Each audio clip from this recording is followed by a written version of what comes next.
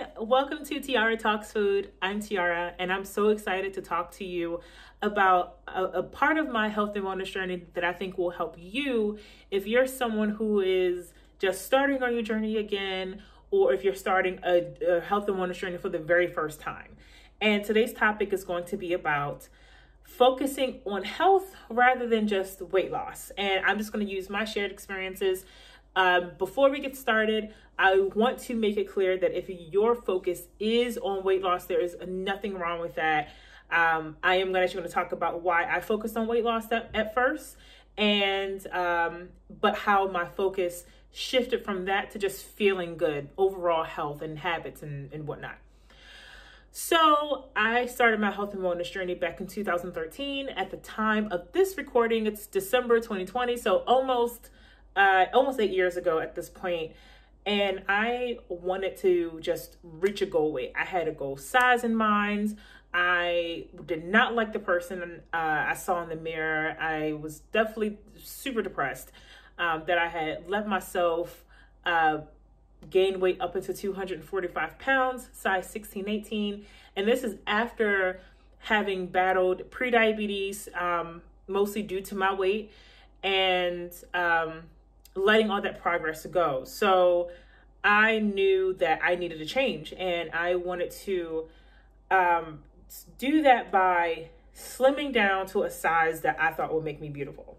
And this is where I'm going to get into why weight loss in general, if that's your goal right now, isn't a bad thing.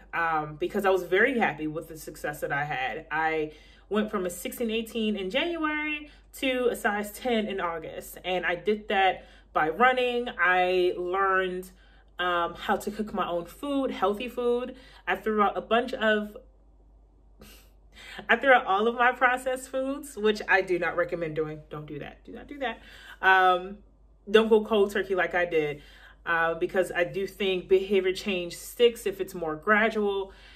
But, and I think I already said this, but I started running, and I was just so happy with seeing just the number on the scale. And I wasn't paying attention to things like inches or anything like that. But after a certain point in time, when I started to plateau, meaning that I wasn't really losing any more weight, I wasn't, shrinking down into any smaller sizes. Like I said, I went down to a size 10, which is where I sort of hovered in high school-ish. But when I started to plateau and I realized that the things that had been working for me in the beginning weren't working for me anymore, my focus had to change. I had to ask myself, okay, what was I getting out of this journey? What made me feel good? Was it the fact that I was losing weight? Of course, because that is sort of the result of all of my hard work at the time. My body was getting used to new routines. So it was adjusting to the running, to the new diet and whatnot. But when I got here, I had to really dig deeper and ask myself, what did this journey really mean for me? How did it make me feel to get up and run? How did it make me feel to eat something that was nourishing and not necessarily something that I was eating to reach a goal weight? And to me, focusing on things that are nourishing meant, not necessarily using MyFitnessPal to track all of my calories, but really just connecting with food.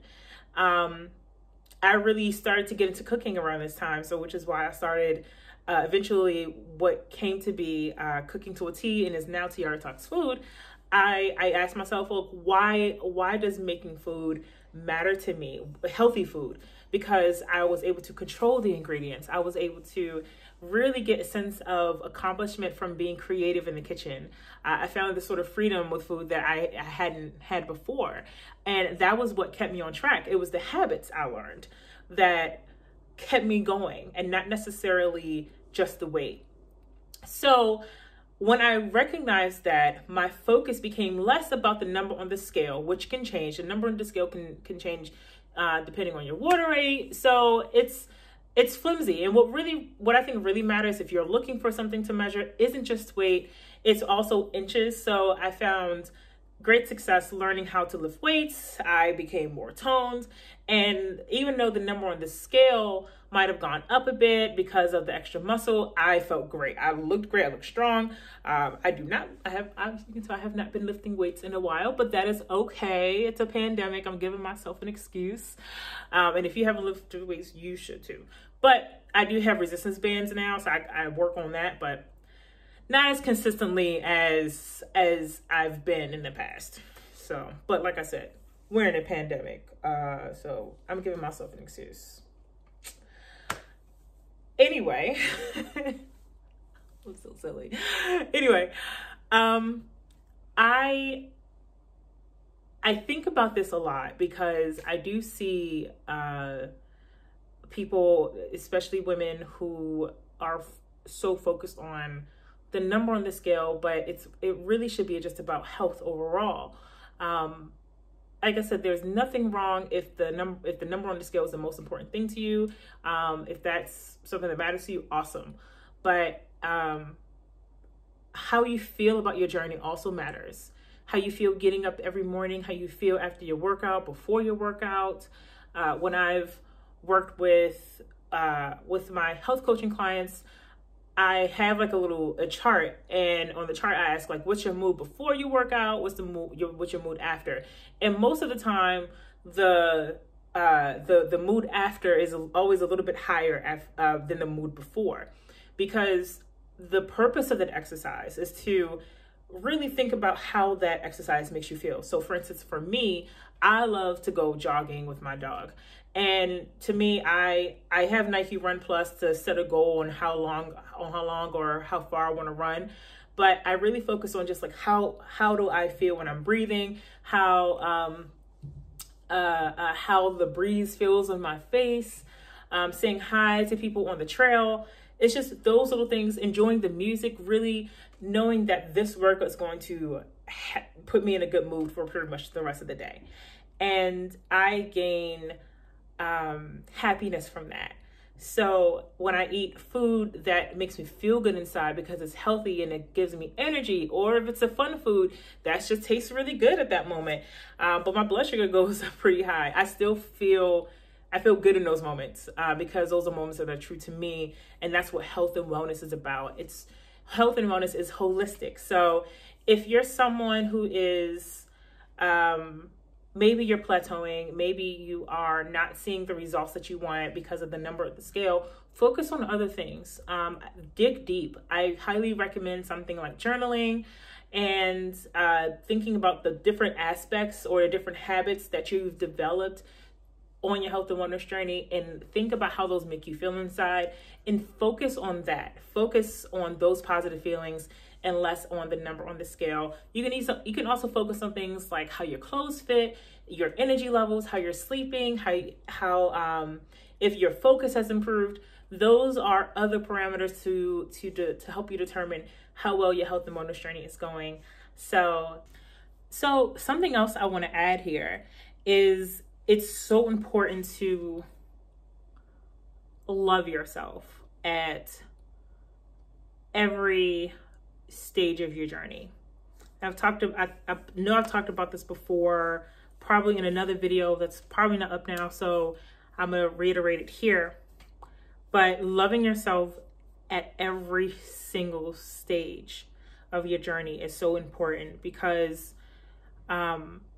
you treat yourself better. You're more willing to set boundaries with others and yourself. You are more willing to listen to your body as it is, not necessarily body that you're working toward. So if you're someone who is trying to be a runner, you're becoming a runner, you've gotten into this really good routine, and in your head you're like, I can run 5 miles, but the body you have right now says, girl, we are running 3. We are running a 5K today, 3.1. Go with that and enjoy it. Enjoy the 3.1, because eventually it's going to feel so good when you actually reach that 5 mile mark. I have definitely struggled with looking in the mirror and being like, this person looks gross to me. I don't like the person I'm seeing. And let me say this is when I've been a little bit smaller, and this is when I've been larger than I am now. Right now, I'm very happy with the body that I see. And because of that, I am willing to take care of it more, which means, you know, eating well, eating balanced. So that means having fun foods, so burgers, pizza, whatever, and also having nourishing food, so kale, spinach, broccoli, chicken, fish, other types of vegetables. It means exercising. So whether I can go out and eat a burger and then go out for a walk and feel really good. I can go and, you know, lay on the couch all day and still feel good at the end of the night, and maybe wind down with some stretches, because to me, I live a more balanced life. And I think that's how people should sort of approach their journey. Definitely set goals, set milestones, reward yourself at every milestone that you reach, but give yourself patience and grace to get there. And that really does love it. That really starts with loving the person you are right now. And another reason why I say this is because we're so outcome focused, I think, in our health and wellness journeys, which, you know, makes sense. I think that, right?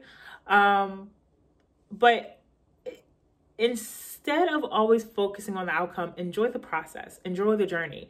Because when you're making lifestyle changes, remember, your life is going to change. So you're going to have to adapt.